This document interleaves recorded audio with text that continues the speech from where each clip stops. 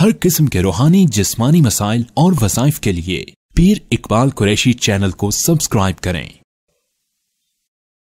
18 ذی الحجہ کو داماد رسول صلی اللہ علیہ وسلم خلیفہ ثالث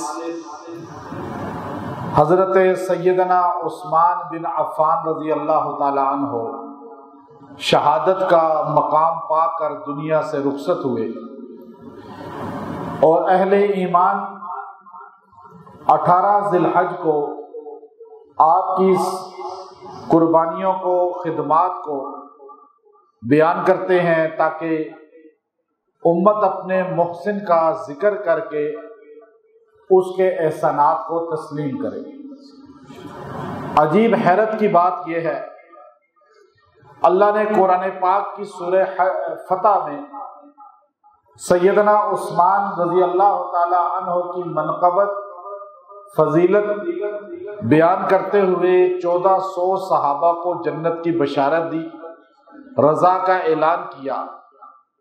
جس آیت میں اللہ نے رضا کا اعلان کیا عثمان رضی اللہ تعالی عنہ کی وجہ سے، وہ آیت نمبر بھی 18 ہے، شہادت بھی 18، آیت نمبر بھی 18۔ گویا کہ اللہ رب العزت نے پہلے ہی بتا دیا کہ جو عثمان رضی اللہ تعالی عنہ سے جڑے گا اللہ اس سے راضی ہو جائے گا۔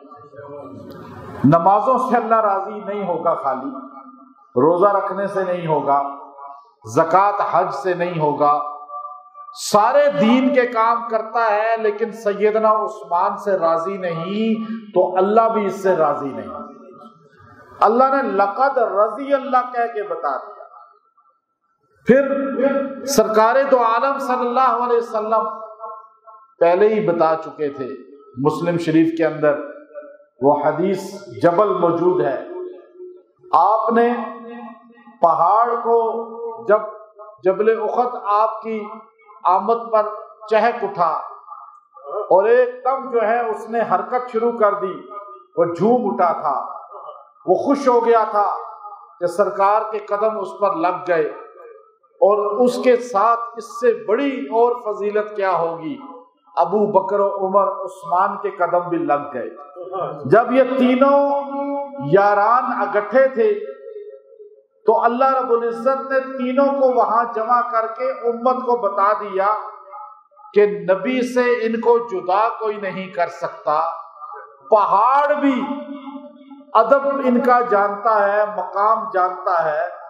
جب یہ تین اور نبی جمع ہوئے تو پہاڑ جھوما، نبی نے پیر زور سے مار کے فرمایا رک جا، تیرے پہ ایک نبی ہے، ایک صدیق ہے، 2 شہید ہے۔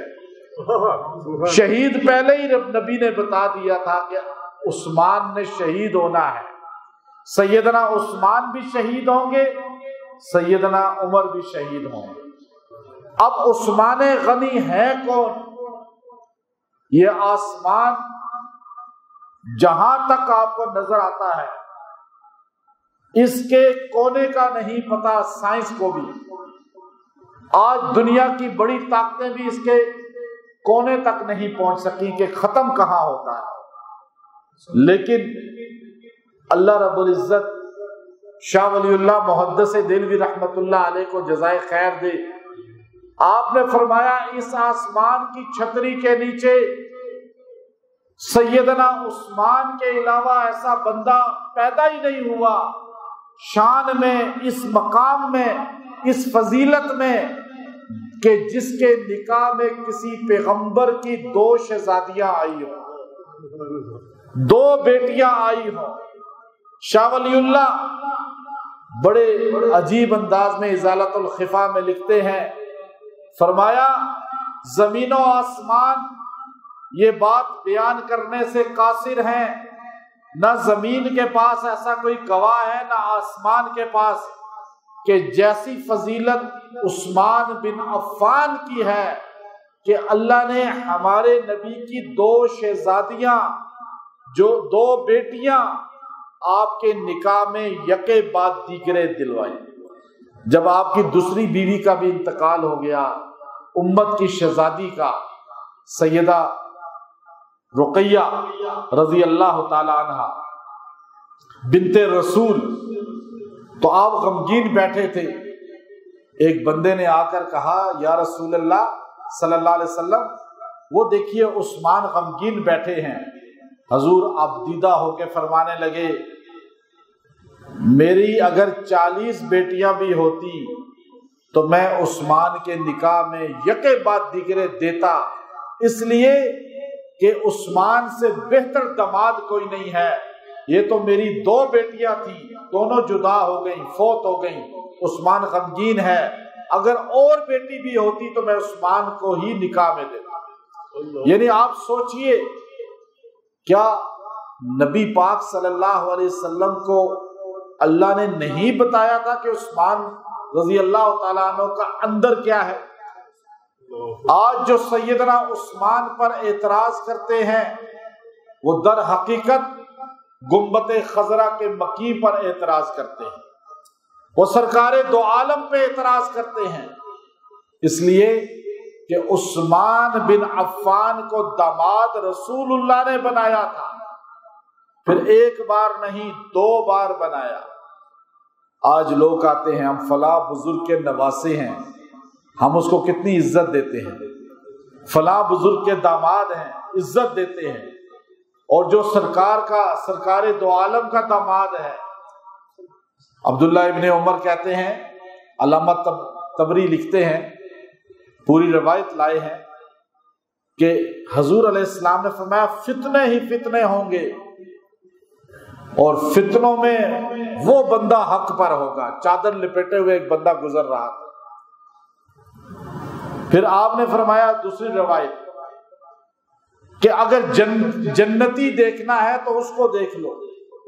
صحابی دوڑے ہوئے گئے، چادر لپیٹے ہوئے کا چہرہ چادر سے الگ کر کے کہا یا رسول اللہ یہ کہاں، یہ وہ عثمان بن عفان تھے. حضور نے 10 مرتبہ جنت کی بشارت دی. حضور علیہ الصلوۃ والسلام محبت اتنی کرتے تھے کہ حضور بیٹھے ہوئے تھے، آپ کی پنڈلی ننگی تھی، حضور کی دھوتی سائیڈ پر تھی اس طرح. ابو بکر صدیق تشریف لائے، حضور علیہ السلام اسی حیت میں بیٹھے رہے. حضرت عمر تشریف لائے، اسی حیت میں بیٹھے رہے.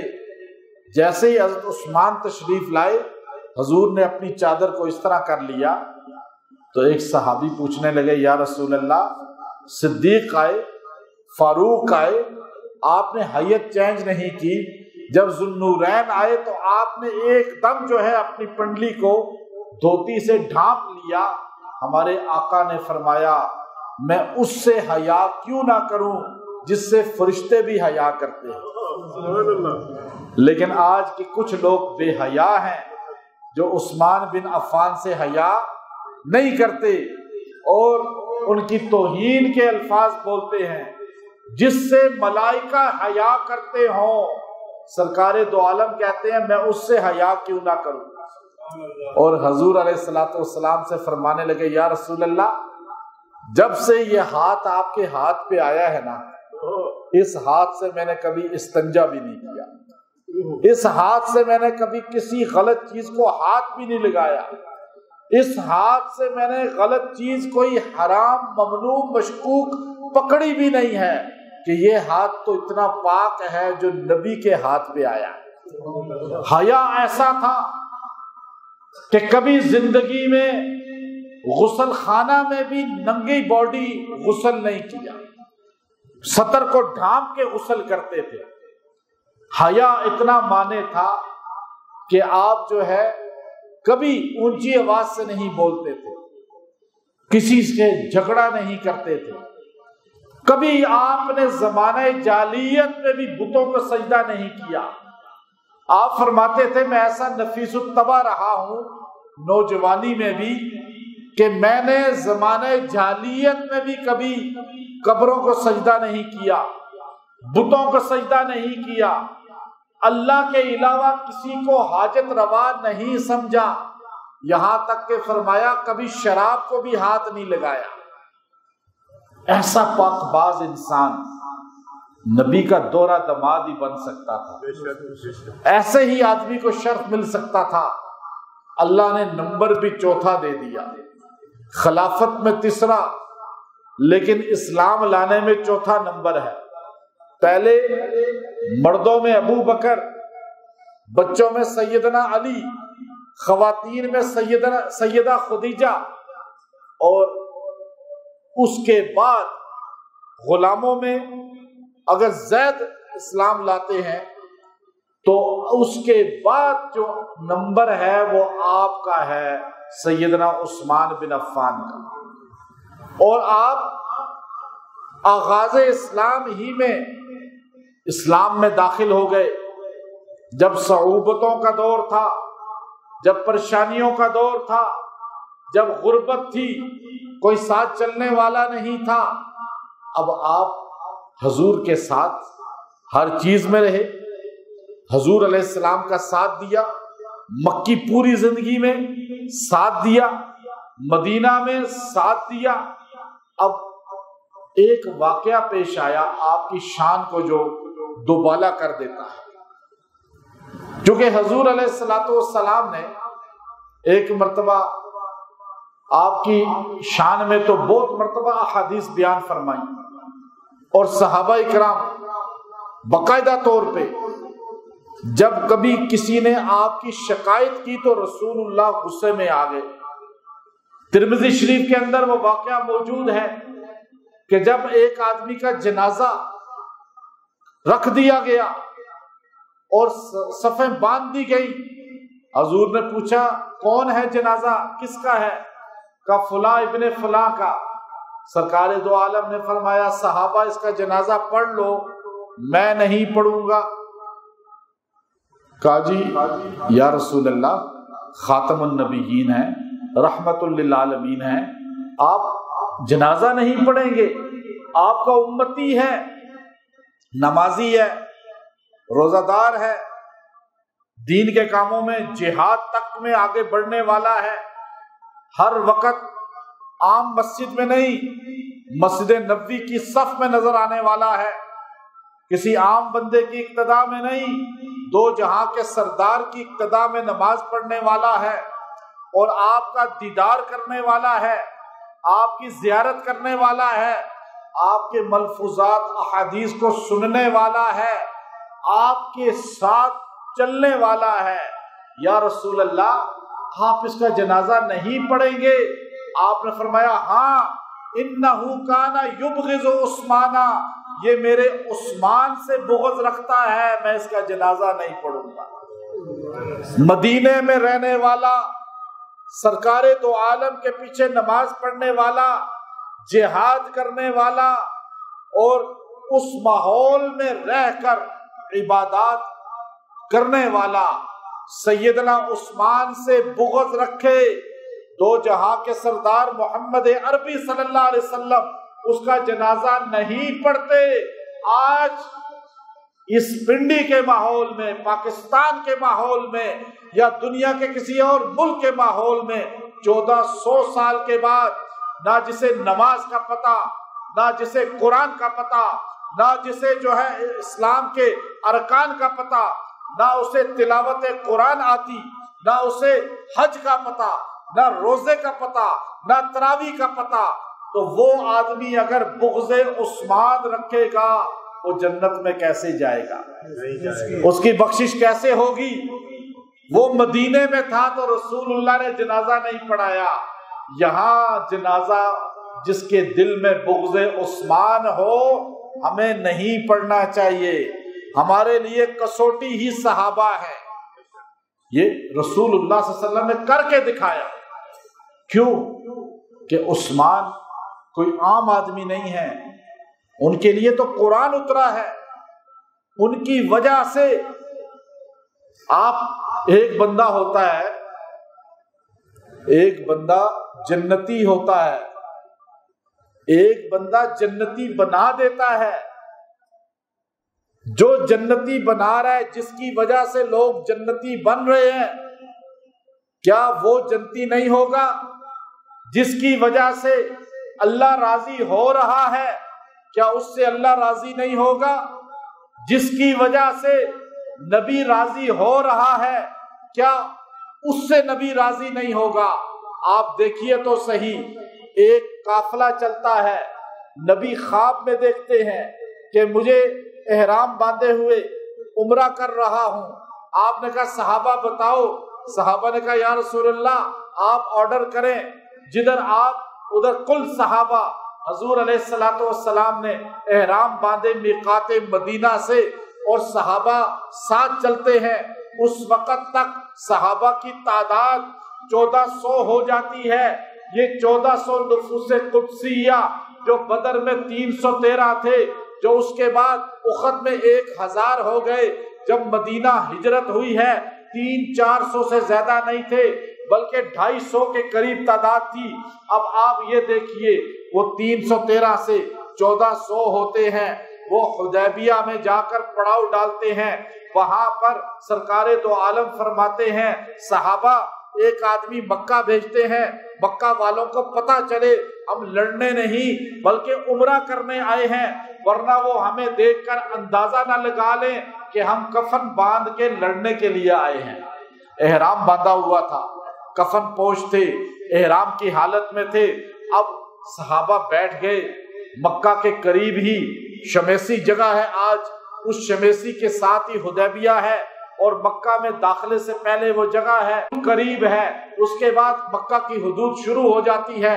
اب حضور نے فرمایا کہ اے صحابہ میٹنگ کر لی، مشورہ کر لیا۔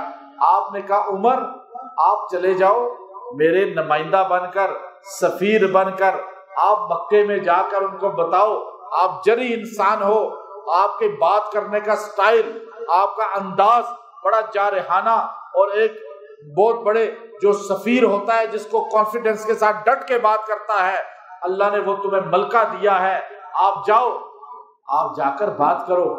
یا رسول اللہ میں حکم کی بجا آوری کرتا ہوں، میں چلا جاتا ہوں، لیکن ایک بات ہے، میری بھی مکے والوں سے لڑائی ہے، میرے قبیلہ کی بھی لڑائی ہے، میرے ساتھ تو دشمنی چل رہی ہے، آپ ایسے آدمی کو بھیجیں جس کا دشمن کوئی مکے میں کافر بھی نہیں ہے، کافر بھی بغض ہے، جن سے مکے کے کافر بھی کوئی بغض ہے، جو آج بغض عثمان رکھتا ہے وہ ابو جہل سے بھی کیا گزرا ہے، وہ مکہ کے کافروں سے بھی، مکہ کا کوئی کافر بھی عثمان سے بغض نہیں رکھتا۔ یا رسول اللہ ادھر صحابہ بھی بغض نہیں رکھتے، ادھر کا ان کو بھیج دے، عثمان نرم آدمی ہے، مکہ وہ ان کا بڑا خاندان ہے بنو امیہ، اور اس خاندان کی بڑی وہاں پر اس وقت ابو سفیان وہاں کے امیر ہیں، سردار ہیں،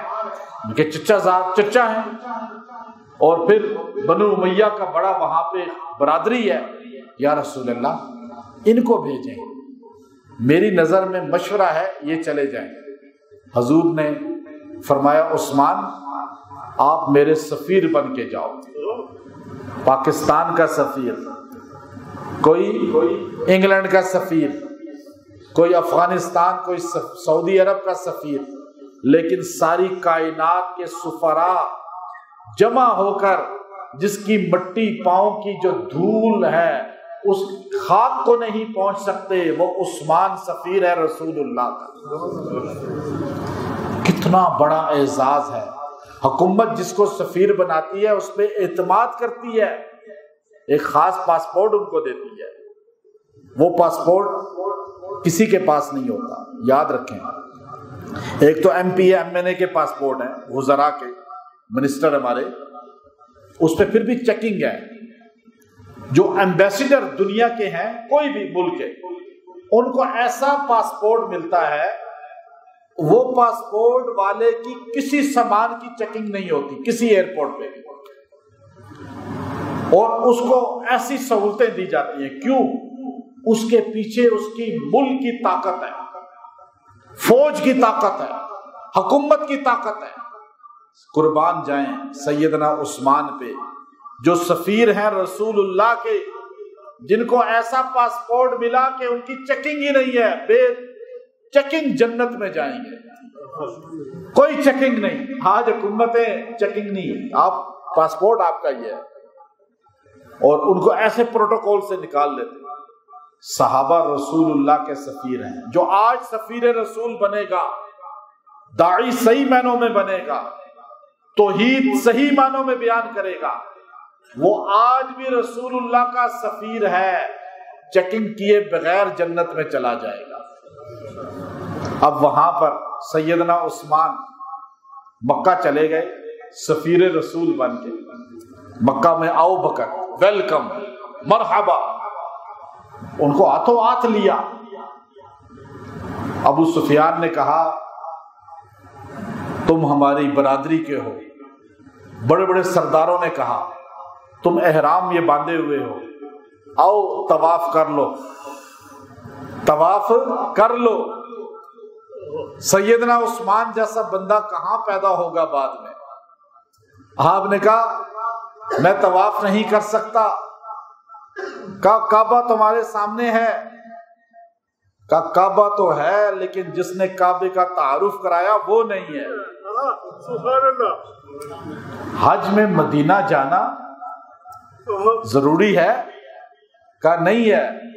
امام مالک نے کہا نہیں ہے, لیکن حج میں مدینے والے کو لانا تو ضروری ہے. اگر حج میں مدینے والے کی زندگی نہیں ہے تو حج ہی نہیں ہے. تو مدینے والے کی زندگی ملے گی مدینے سے, اس لیے حج میں مدینہ جانا ضروری ہے. یہ فرض واجب میں نہیں پڑھنا. کہا عثمان طواف کر بھی لیتے, سعی کر بھی لیتے تو عمرہ ہو جاتا. کوئی دنیا کا مفتی نہیں کھڑا ہو کے بتا سکتا کہ نہیں ہوتا, ہو جاتا.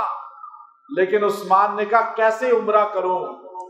جس نے عمرہ بتایا ہے وہی ساتھ نہیں ہے, جس نے کعبے کا تعارف کرایا ہے وہی ساتھ نہیں ہے. آج سنیت کے لیے, مسلمانوں کے لیے لمحہ فکریہ ہے. جب نبی کی سنت نہیں ہے تو شادی کس کام کی, جنازے کس کام کے, زندگی کس کام کی؟ نبی جس چیز میں ہے وہ چیز عبادت ہے. جس چیز سے نبی کی زندگی نکل گئی وہ عبادت ہی نہیں. آج ہماری زندگی فضول بن چکی ہے, ہماری عبادات بھی فضول ہوتی جا رہی ہیں. تو عثمان نے بتایا عمرہ عبادت ہے, طواف عبادت ہے, لیکن نبی نہیں, طواف نہیں. طواف میں بھی جا کے جو بندہ سنت کی پیروی نہ کرے وہ اس کا طواف کیسے ہوگا؟ اب سیدنا عثمان نے کہا نہیں کروں گا. انہوں نے کہا آپ تو طواف کریں, آزما رہے ہیں. کہا نہیں, احرام میں ہی رہوں گا. احرام کھول بھی نہیں سکتے تھے, اتنا لمبا احرام, اتنے دن باندھے رکھا. انہوں نے جب زیادہ دیکھا نہیں مانتے, انہوں نے کہا چلیں آپ کو ڈرائنگ روم میں لے جاتے ہیں. ایک ڈرائنگ روم تو ہمارا ہوتا ہے نا تھانے والوں کا, جیل والوں کا, وہ ڈرائنگ روم بھی ایسا ہی تھا. نظر بند کر دیا, جا کے بند کر دیا, باہر سے لاک کر دیا, اور خبر چلوا دی کہ عثمان قتل کر دیے گئے ہیں, شہید ہو گئے. علم غیب رکھنے والی ذات کون ہے؟ اللہ ہی. ہر جگہ موجود کون ہے؟ اللہ ہی. ہر ایک کی سننے والی کون ہے؟ اللہ ہی. اللہ کی ذات بتا رہی ہے مسلمانوں عقیدہ مضبوط کر لو, علم غیب اللہ کے علاوہ کوئی نہیں جانتا. جو اللہ دے دے کسی کو وہ الگ بات ہے. نبی کو خبر مل گئی, جاسوسوں نے بتا دیا کہ عثمان شہید ہو گئے. حضور پریشان, ایک دم پریشانی میں حضور اٹھتے ہیں, یا ایھا المزمل والی کملی آپ کے کندھوں پر ہے, اور آپ اس چادر کو لے کر ایک کیکر کے درخت کے پاس, بعض نے کہا بیری کا درخت ہے, اور اس کانٹوں والے درخت کے نیچے جا کے بیٹھ جاتے ہیں سائے میں. وہ میدان ہے اس طرح, وہاں سایہ تلاش کرنے سے ملتا ہے, اور وہاں درخت کا سایہ اے سی سے زیادہ حیثیت رکھتا ہے. اس زمانے میں دھوپ, گرمی, اور ہمارے آقا محمد صلی اللہ علیہ وسلم اس درخت کے نیچے جا کے بیٹھتے ہیں. ذرا سوچئے, حضور پریشان ہے کس کے لیے, حضور غمگین ہے کس کے لیے, حضور فکر مند ہے کس کے لیے, جس کو عثمان کہا جاتا ہے۔ اب زمین پہ عثمان کے لیے آپ پریشان ہیں، عرش پہ اللہ ان کے لیے پریشانی دور کرنے کے لیے اپنی رضا کا اعلان کر رہا ہے۔ اور حضور پریشانی میں گئے، درخت کے نیچے بیٹھ گئے۔ حضور نے فرمایا لوگوں، ابو بکر، عمر، علی، عشرہ مبشرہ، بدری صحابہ، احد کے صحابہ، خاندان اہل بیت، حضور کا گھرانہ، حضور کا اہل بیت سارے جمع ہو گئے۔ حضور نے فرمایا لوگوں، عثمان شہید ہو چکے ہیں، میں محمد عثمان سے پیار کرتا ہوں اور میرے ہاتھ پہ بیعت کرو۔ یہ بیعت وہ نہیں ہے جو خلافت کی ہوتی ہے، یہ بیعت وہ نہیں ہے جو طریقت کی ہوتی ہے، یہ بیعت وہ نہیں ہے جو بیعت کرنے کے لیے مرید بنانے کے لیے ہوتی ہے۔ یہ پہلی بیعت ہے جو ہمارے آقا نے لی۔ فرمایا صحابہ، ابو بکر، عمر، علی، سارے صحابہ میرے ہاتھ میں ہاتھ رکھو، موت کی بیعت کرو، جان دے دیں گے، عثمان کا بدلہ لیں گے۔ ہاتھ میرے نبی کا تھا، اس سے پاک ہاتھ ہے کسی کا زمین پہ؟ آپ سوچئے، نبی کا ہاتھ ہے، یہ اتنا مقدس ہاتھ۔ اہل سنت کا عقیدہ ہے، دیوبندیوں کا عقیدہ ہے، نبی کے ہاتھ پہ جو مٹی کا ذرہ لگا، وہ مٹی کا ذرہ بھی عرش بری سے افضل ہے۔ یہ میرا عقیدہ ہے، ہمارے اکابر کا عقیدہ ہے۔ نبی کے باڈی سے جو مٹی ٹچ کرتی ہے وہ عرش بری سے افضل ہے۔ اب آپ دیکھیے کہ آپ ہاتھ رکھتے ہیں، نبی کا پاک ہاتھ ہو، جو ہاتھ پہ ہاتھ آئے گا وہ پاک نہیں ہوگا۔ کیا کوئی کہہ سکتا ہے کہ نبی کے ہاتھ پہ نعوذ باللہ گناہگاروں کے ہاتھ آ گئے؟ بلکہ ہمارا تو عقیدہ ہے نبی کے ہاتھ پہ اگر گناہگار کا بھی ہاتھ آئے تو وہ پاک ہو جاتا ہے۔ نبی پاک ہے، نبی کا گھرانہ پاک ہے، نبی کا جسم پاک ہے، نبی کا دین پاک ہے، نبی سے جڑنے والا بھی پاک ہو جاتا ہے۔ اب ہاتھ آیا ابو بکر کا، عمر کا، علی کا، عبد الرحمن کا، طلحہ کا، زبیر کا، عشرہ مبشرہ رضوان اللہ تعالی علیہم اجمعین۔ جب صحابہ ہاتھ رکھتے جا رہے تھے، 1400 صحابہ نے ہاتھ رکھے، عرش والا بولا ید اللہ فوق ایدیہم، ان کے ہاتھوں کے اوپر اب اللہ کا ہاتھ ہے۔ آپ سوچئے، جن کے ہاتھوں کے نیچے رسول اللہ کا ہاتھ، جن کے ہاتھوں کے اوپر اللہ کا ہاتھ، وہ ہاتھ جنتی ہیں یا نہیں؟ وہ سارے 5 نہیں، 5 تن نہیں، 1400 تن پاک ہو گئے۔ اب آپ 5 تن کو کیوں پاک کہتے ہیں؟ آپ سب تن پاک کے جو نبی سے جڑے۔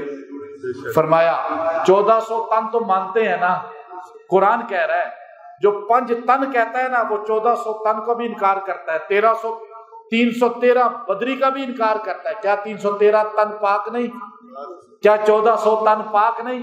کیا 10,000 فاتحین مکہ تن پاک نہیں؟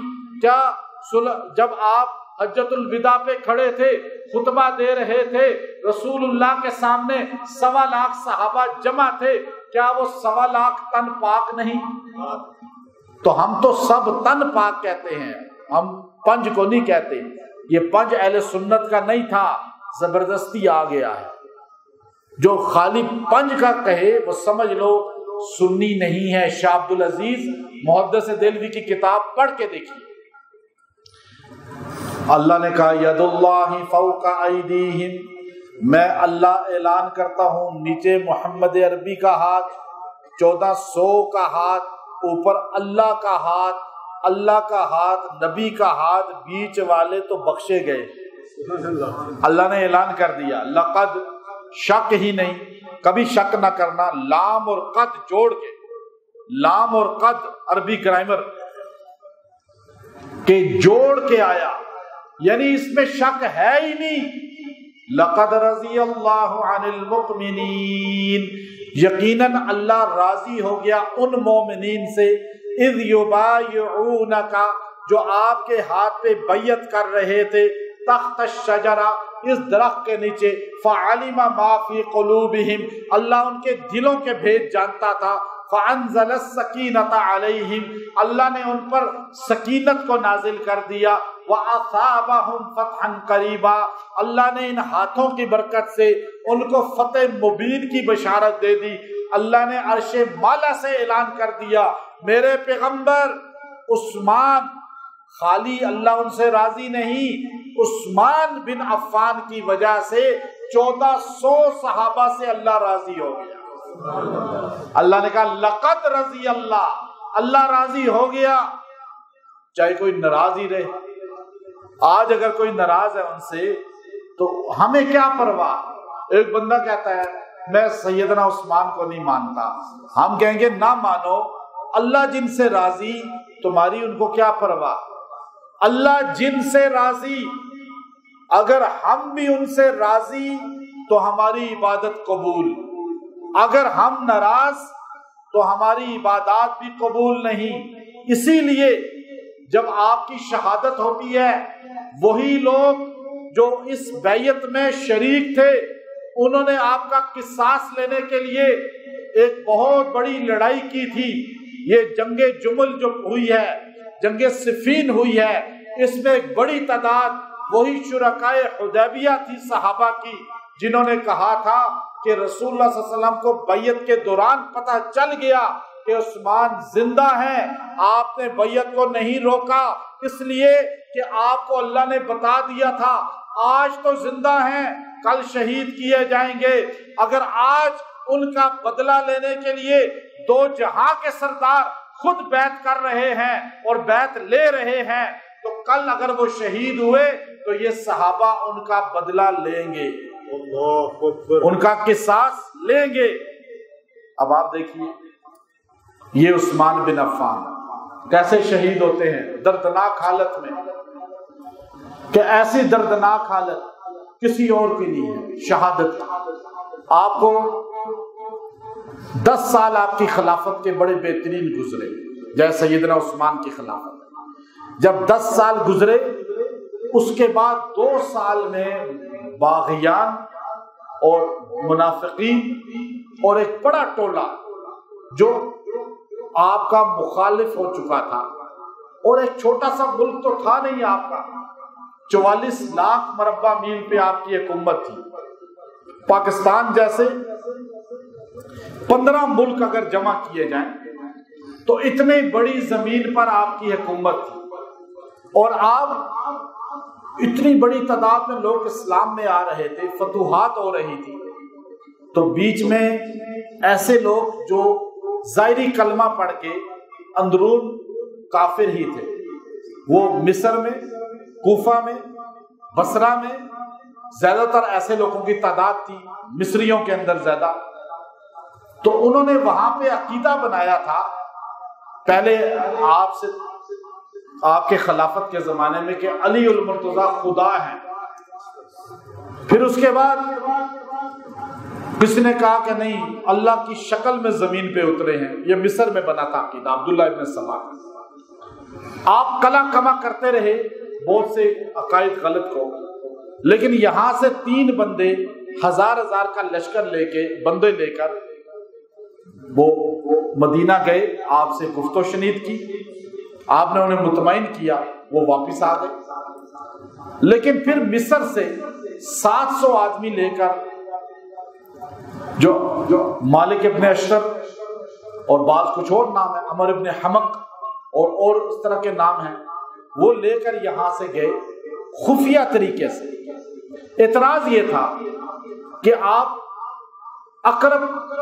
اقربا کو اپنے نوازتے ہیں، اعتراض یہ تھا کہ آپ جو ہے فلاں فلاں بندوں کو آپ نے کیوں گورنر بنایا۔ اب آپ نے کہا ہر چیز کا جواب ہے میرے پاس، اور آپ نے جواب دیا، لیکن یہ لوگ تو تھے ہی شر والے، یہ یہاں سے اس ٹائم مدینہ پہنچے جب حج پہ صحابہ کی ایک بڑی تعداد چلی گئی۔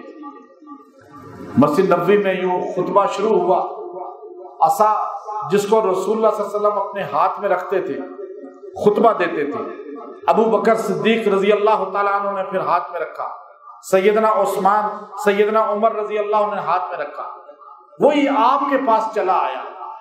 آپ نے یوں پکڑا ہوا تھا. اب خطبہ دینے کے لیے کھڑے ہوئے تو ایک بندہ کھڑا ہو گیا, خاموش, خطبہ نہیں دینا. آپ خطبہ دیتے رہے, دوسرا کھڑا ہو گیا, تیسرا کھڑا ہو گیا, یہاں تک کہ ایک بندے نے آگے بڑھ کے آپ کے ہاتھ سے عصا نبی پاک صلی اللہ علیہ وسلم کا لے کر یوں اپنی گھٹنے پہ رکھ کے توڑ دیا اور آپ کے سر پہ ہی مارا آدھا. اب 700 بندہ کھڑا ہو گیا. آپ نے صحابہ کو یوں اشارہ کیا, علی موجود تھے, حسنین موجود تھے. آپ نے کہا تم نے ایکشن نہیں لینا, سمجھاؤ انہیں مدینے میں لڑائی نہیں ہونی چاہیے میری وجہ سے, مسجد نبوی میں لڑائی نہیں ہونی چاہیے میری وجہ سے. اب آپ کو جب انہوں نے مارا زور سے ڈنڈا تو آپ بے ہوش ہو کر گرے. آپ کوئی 40 سال کے نہیں تھے, 82 سال کا بوڑھا, 82 سال عمر تھی, اور آپ بے ہوش ہو گئے. انہوں نے سمجھا ڈیتھ ہو گئی ہے, اٹھا کے ان کے گھر میں, سامنے ہی گھر تھا, وہاں ان کو جا کے چارپائی پہ لٹا دیا. حضرت طلحہ رضی اللہ تعالیٰ عنہ آپ کو جا کے لٹاتے ہیں اور پانی کے چھینٹے دیتے ہیں دیگر چند صحابہ. آپ ہوش میں آ جاتے ہیں. آپ کے گھر کا گھیرا تنگ کر لیا جاتا ہے. علامہ ابن کثیر رحمت اللہ علیہ تاریخ اپنے البدایہ کے اندر, عبداللہ اندلسی افریقی اپنی تاریخ کے اندر, طبقات ابن سعد, علامہ سعد اپنی طبقات کے اندر باقاعدہ یہ پورا واقعے کو بیان فرماتے ہیں کہ آپ کے گھر کا گھیرا ہو گیا, 700 بندہ اسلحہ لے کر آپ کے گھر کا گھیراؤ کر چکا تھا. اعلان کرتے تھے عثمان استعفیٰ دے دیں, زندہ بچ جائیں گے, استعفیٰ دے دیں, مدینہ چھوڑ دیں, استعفیٰ دے دیں, شام چلے جائیں, استعفیٰ دے دیں, جان بچ جائے گی. حضرت علی نے کہا امیر المومنین آپ بتائیں کیا کریں, یہ تو استعفیٰ مانگ رہے ہیں, آپ مجھے آرڈر کریں, ہم سارے جمع ہو کر ان 700 بندوں کو قتل کر دیں گے, ان کو قید بھی کر سکتے ہیں, مدینے میں لشکر آ سکتا ہے, آپ امیر المومنین ہیں, شام سے لشکر آ جائے گا, فلاں فلاں شہروں سے آ جائے گا. آپ نے فرمایا علی میں مدینے میں خون بہانا نہیں چاہتا, میں وہ خلیفہ نہیں بننا چاہتا جس کو لوگ بعد میں کہیں اس کی وجہ سے مدینہ کی گلیاں خون سے رنگین ہوئی. میں استعفیٰ کیسے دوں؟ میں نے سرکار دو عالم صلی اللہ علیہ وسلم سے سنا, آپ نے فرمایا تھا عثمان اللہ تجھے خلافت کی قمیض دے گا, باغی لینا چاہیں گے, اگر وہ قمیض اتار دی دے دی قیامت میں مجھ سے ملاقات نہیں کر سکو گے. فرمایا میں یہ خلافت کیسے چھوڑ دوں. اور پھر کل کو ایک نقطہ لکھا مفتی شفیع صاحب رحمت اللہ علیہ نے, کل کو لوگ اکٹھے ہو جائیں گے, ہر حکمران سے استعفے مانگیں گے, چند لوگ جمع ہوں گے, ٹولیاں بنائیں گے اور کہیں گے جی استعفیٰ دو, ہر ریت چل پڑے گی. کا یہ شورش جائز ہی نہیں ہے. حاکم وقت اگر اسلام کے خلاف نہیں ہے, اور یہاں تو لوگ جو ہے نا ہمارے ہاں جو حکمرانوں کے خلاف ادھر سے جو گروپ آتا ہے کہ جن کو ہٹاؤ ہم آ رہے ہیں, یہ بھی وہی ہوتے ہیں جو وہ ہوتے ہیں. یا تو وہ بے نمازی ہیں تو یہ تہجد گزار آ جائیں, یا تو وہ ہیں بدکار لوگ تو یہ آ جائیں بہت پارسا متقی, یا وہ عوام کو لوٹنے والے ہیں تو یہ آ جائیں عوام کو نوازنے والے. یہ بھی باری لگاتے ہیں, وہ بھی لوٹ رہے ہیں, یہ بھی لوٹ رہے ہیں. اب یہ کہیں جی ہم اسلام کے لیے آ رہے ہیں, حکومت کو تختہ الٹنا ہے, عوام ہمارے بے وقوف ان کے اعلی کار بن جاتے ہیں اور پھر وہ جیلوں میں زندگیاں گزارتے ہیں. یہ بے وقوفی نہیں کرنی چاہیے. یاد رکھیے گا میرے کہ نعرہ خالی اسلام کا نہیں, وہ بھی نعرہ اسلام کا لگا رہے تھے. اور آپ کس کے مقابلے میں رہے تھے؟ سیدنا عثمان کے. کہنے لگے استعفیٰ دیں, آپ غیر شرعی حکمران ہیں. آپ نے کہا یہ ریت نہیں چلنے دوں گا کہ بندے جمع ہوں اور حکومت سے استعفے مانگنے شروع ہو جائیں, نہیں استعفیٰ دوں گا, مجھے آقا کا وہ فرمان یاد ہے. پھر انہوں نے کہا کہ باہر سے فوج آ جائے گی, کہا نہیں, مدینے کی گلیاں رنگین نہیں کرنی, مدینے میں تو اونچا بولنا جائز نہیں ہے. تو کہا نہیں ایسا کروں گا. علی کو منع کر دیا، بلکہ اپنے غلاموں کو بلایا. طبقات ابن سعد کے اندر آپ نے کہا تم میرے غلام ہو. کتنے؟ 1-2 نہیں تھے، 100 کی تعداد میں نوکر ذاتی خریدے ہوئے. آپ نے کہا اگر تم میں سے کسی نے تلوار اٹھائی میرے دفاع میں، باغیوں کو قتل کیا مدینے میں تم سے بری ہوں.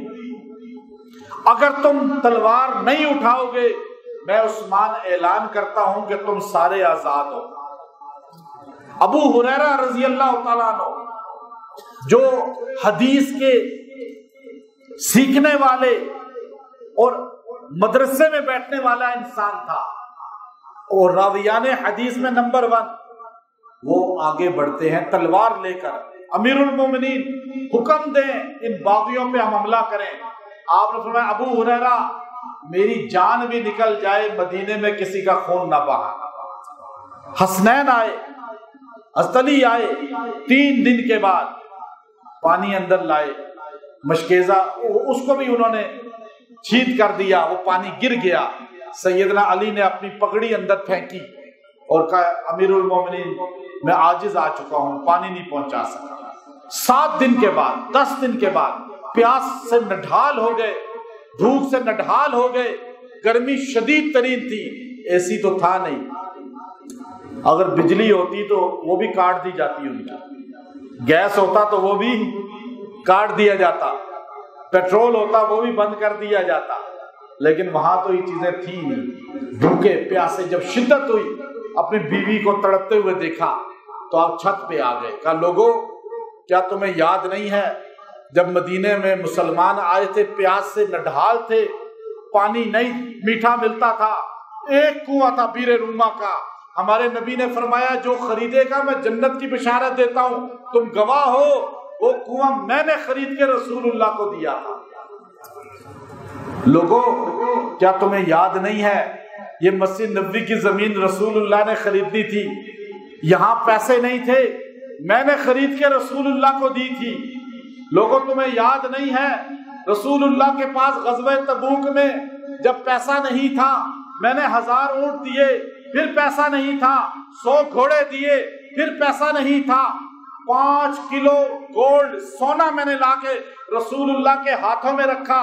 میرے نبی نے فرمایا مسکرا کر ما ضر عثمان ما عمل بعد اليوم، عثمان آج کے بعد تو گناہ بھی کرے گا تو اللہ نیکی بنا کے لکھے گا. آج مجھے پانی تو پینے دو اس کنویں سے، اس مسجد میں نماز تو پڑھنے دو. باغیوں نے کہا نہیں یہ نیکی. آج مولانا طارق جمیل صاحب نے کہا میں 6 براعظم میں تبلیغ کی.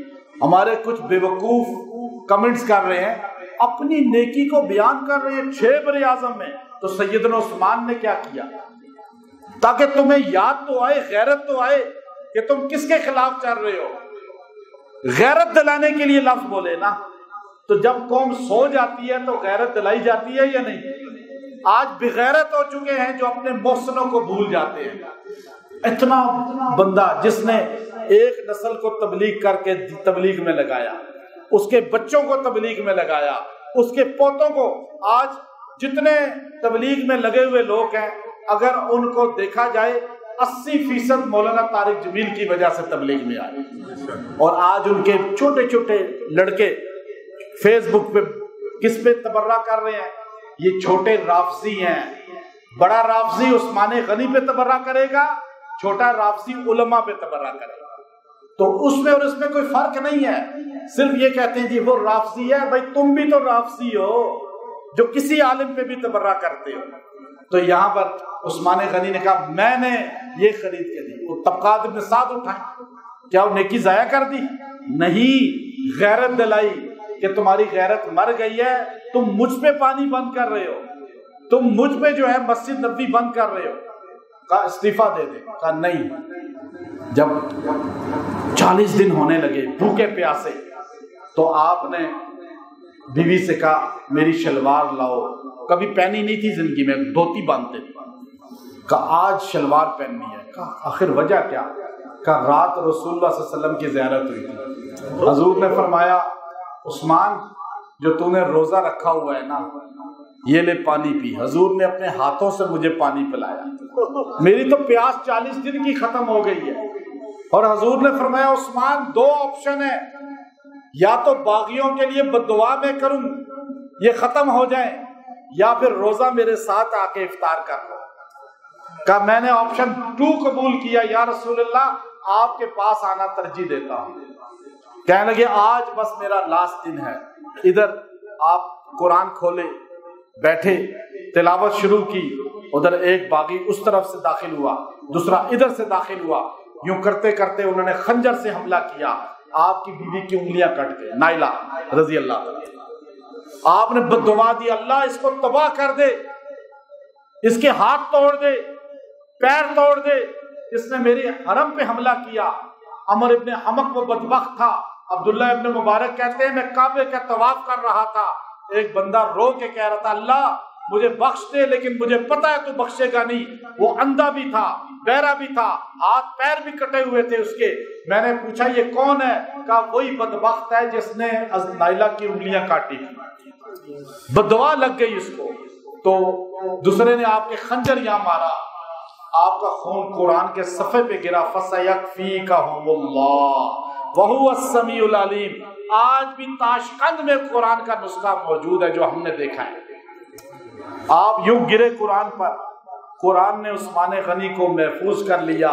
قیامت کا دن ہوگا، قرآن بولے گا یا اللہ یہ وہ شہید ہے جس کی گواہی میں دے۔ تدفین نہیں، اعلان ہو رہا ہے جنازہ نہیں پڑھنا، کفن نہیں دینا، غسل نہیں دینا۔ جب 3 دن گزر گئے تو حضور علیہ السلام کی زوجہ ام حبیبہ رضی اللہ تعالیٰ عنہ پھر کھڑی ہوئی، اعلان کیا میں اکیلی جاؤں گی یا اجازت دو۔ لوگ ڈر گئے، 4 آدمیوں نے جنازہ پڑھا اور آپ کو بقی میں دفن کیا، اور جنت البقی میں آپ کی قبر بنتی ہے۔ حضور علیہ السلام جب یہ آپ کا تدفین ہوتی ہے، حسن خواب میں دیکھتے ہیں کہ حضور پریشان عرش کے پاس کھڑے ہیں، ابن کثیر نے البدایہ میں لکھا۔ تھوڑی دیر کے بعد ابو بکر آتے ہیں، حضور کے کندھے پہ ہاتھ رکھتے ہیں، عثمان آتے ہیں، عمر آتے ہیں، ابو بکر صدیق کے کندھے پہ ہاتھ رکھتے ہیں۔ تھوڑی دیر میں پریشان تینوں کھڑے ہیں، عثمان آتے ہیں سر لے کر اپنا، یا رسول اللہ اپنی امت سے پوچھیں مجھے کس جرم میں شہید کیا۔ حضور یوں دیکھتے ہیں عرش سے خون زمین تک بہنے لگتا ہے، فرمایا اب فتنے شروع ہو گئے امت میں۔ تو آج عثمان غنی رضی اللہ تعالیٰ عنہ کو ہم سمجھیں، شہادت کو سمجھیں۔ ہم روتے کسی شہید پر نہیں ہیں، ہمیں فخر ہے شہید ایک مقام پا جاتا ہے، لیکن یہ وہ مظلوم ہے جس پہ 40 دن پانی بند رہا، اور آج سنی اس پہ ماتم نہیں کرتے بلکہ صرف ان کی خراج تحسین پیش کرتے ہیں قربانیاں بتا کر۔ اللہ ہمیں عمل کی توفیق دے۔ وآخر دعوانا الحمدللہ رب العالمین۔